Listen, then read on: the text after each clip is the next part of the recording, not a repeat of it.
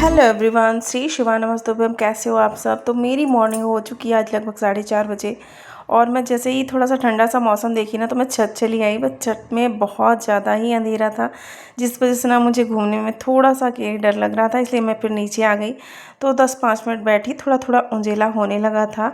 तो सभी को हर हर महादेव, श्री शिवा नमस्तुभ्यम। कैसे हो आप सब? आई होप सभी लोग बहुत बहुत ही ज़्यादा स्वस्थ होंगे, मस्त होंगे। यही सी उम्मीद के साथ ब्लॉग स्टार्ट करती हूँ। तो 4:30 बजे उठने का ना सबसे बड़ा रीज़न ये है कि इस टाइम मैं इस टाइम क्या, हमेशा से मेरी मॉर्निंग 5 बजे हो जाती है। बट आज मैं 4:30 बजे ही उठ के छत पे गई। सोचे थोड़ा सा थोड़ा सा वहाँ पे चल लूँगी। तो मैंने देखा कि बहुत ज़्यादा 4:30 के टाइम में अंधेरा रहता है और लगभग 5 बजते बजते उंजेला हो जाता है। तो मैं आने के बाद तब तक गर्म पानी पी, हल्का हल्का उंजेला हो गया था। तो फिर मेरे घर के काम चालू हो जाते हैं। और सबसे पहले गर्म पानी पीने के बाद आधा घंटा बैठने के बाद 15 मिनट अपने के लिए रेस्ट लेने के बाद फिर मैं करने लगती हूँ क्लीनिंग। क्योंकि मॉर्निंग में उठने का सबसे बड़ा रीज़न यही है कि सुबह अपने कामों को जल्दी से फटाफट कर लें। जो कि गर्मी है ना, गर्मी के जो मौसम है उसमें जिससे जल्दी से फ्री हो जाए। तो मॉर्निंग की मेरी दिनचर्या ऐसे होती ना, पता है, इतना ज़्यादा पॉजिटिव वाइब आती है। सुबह जब मैं आज छत में गई ना, तो इतना ज़्यादा ठंड ठंड हवा चल रही थी। आने का मन तो नहीं कर रहा था, बट छत पे कोई था नहीं, तो मैं चली तो गई थी। मैंने सोचा कि आधे एक घंटे वहाँ पे बैठूंगी, बट थोड़ा सा अंधेरा था, इसी वजह से नीचे का पैर का कुछ दिख नहीं रहा। तो जब हवा चलती है ना, थोड़ा सा जो कीड़े वगैरह होते हैं ना, उनके निकलने का भी डर होता है। इसी वजह से मैं फिर वापस आ गई कि चलो थोड़ा सा उंजेला हो जाए, उसके बाद ही मैं छत जाऊँगी। क्योंकि अकेले ना वहाँ पे घूमना, कोई और साथ में होता है तो अच्छा अच्छा भी लगता है, बट मेरी आदत नहीं है। मैं फिर नीचे आ गई और नीचे आने के बाद मैंने करी क्लीनिंग। क्योंकि सुबह मॉर्निंग का आधा घंटा तो क्लीनिंग को देना पड़ता है, जिससे सारे जो भी घर के छोटे मोटे काम है, छोटी मोटी क्लीनिंग है, वो हो जाती है। उसके बाद फिर मैं आ जाती हूँ नहा के पूजा करने। तो सबसे बड़ा ये है ना कि मॉर्निंग की जो एक आदत है ना, वो मेरी ऐसी हो चुकी है कि सुबह की जो भी दिनचर्या है वो मेरा फिक्स रूटीन है इस टाइम पे। क्योंकि बच्चे स्कूल भी नहीं जाते हैं और शिव भी मेरे साथ पे ही नहा के आ जाता है पूजा करने। क्योंकि अभी बच्चों की जब तक छुट्टियां हैं तब तक तो इतना ज़्यादा फ्री फ्री लगता है। और जिस टाइम से ये स्कूल जाने लगते हैं ना, तो फिर लगता है कितना सारा काम है, सारा दिन काम ख़त्म ही नहीं होता। तो सबसे पहले मैं क्लीनिंग वगैरह सारा कुछ ख़त्म करने के बाद आ गई थी मॉर्निंग छत में पूजा करने। तो शिव भी मेरे साथ उठ गया था और ये बिना नहाए रोज़ का रोज़ सुबह सुबह मैं इसको जल्दी से नहलाती नहीं। गर्मी का सीज़न है, फिर भी जैसे सो के उठता है ना, तो मैं डेली इसको तुरंत जल्दी से नहीं नहलाती। फिर भी मैं रोज़ मेरे साथ पूजा करने आता है और ये ना फिर पूजा करता है, भगवान जी को नहलाता है। तो मैंने कहा चलो आज इसको भी नहला देती हूँ। मेरे साथ ही जब नहलाता है ही चल के, तो नहा करके भगवान जी की पूजा ये भी कर लेंगे।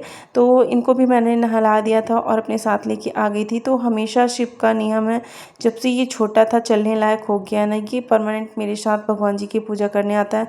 और इसको अच्छा भी लगता है। जब कभी मैं ऐसा होता है ना कि रेयर, जब कभी इसको नहीं ले आ पाती, तो ये मुझसे जिद करता है कि चलो मम्मा पूजा करने चलो, भगवान जी की दर्शन करने चलो, हर हर की पूजा करने चलो। तो ये ना मुझे देखते देखते एकदम से ये भी भक्त हो गया है भगवान जी का। तो मेरी पूजा हो चुकी थी और इस टाइम भगवान के ऊपर जो कलश रखा रहता है उसको मैं पानी से भर देती हूँ।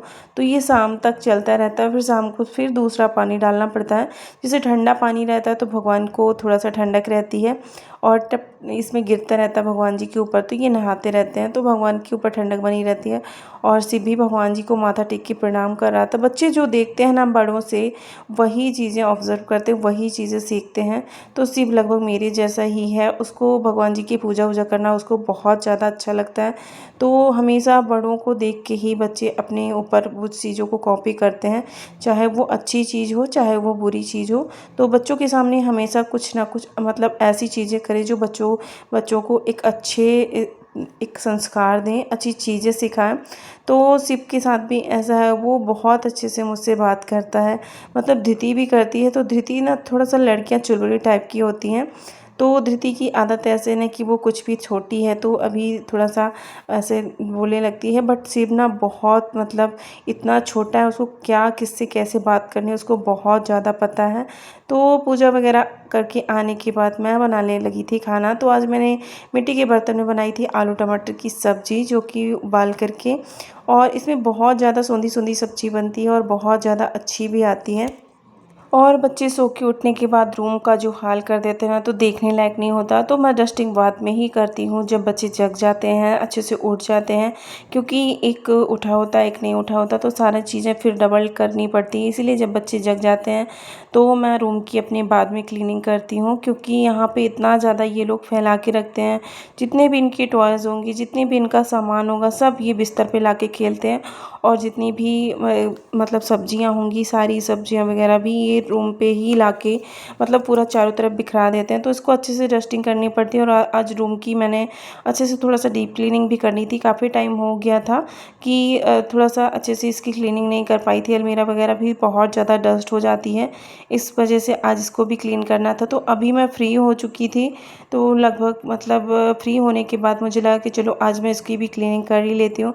तो कुछ कपड़े पड़े हुए थे तो उनको मैंने फ़ोल्ड किया, क्योंकि बच्चे हैं ना, जो अगर धृति को कुछ भी एक सामान नहीं मिलता, वैसे तो धृति और शिव की अलमारी अलग है, फिर भी ये जब कुछ भी नहीं मिलता इनको तो ये मेरे कपड़े गिरा करके और भाग जाते हैं। तो मुझे ना समेटना पड़ता है।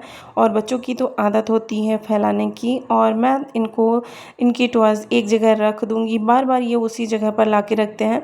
बट ना इसीलिए इसी वजह से मैं लास्ट में रूम की अपनी क्लीनिंग करती हूँ कि इनको जितना खेलना है खेल लें, उसके बाद मैं करूँगी। फिर भी मैं कर ही देती हूँ और उसके बाद भी ये दोपहर में फिर से इसी तरह रूम का हाल कर देते हैं। तो कहने को होता है ना कि घर में काम नहीं होता, बहुत ज़्यादा काम होता है। जिसके बच्चे छोटे होते हैं ना, उसको दिन भर कुछ ना कुछ क्लीन करना पड़ता है।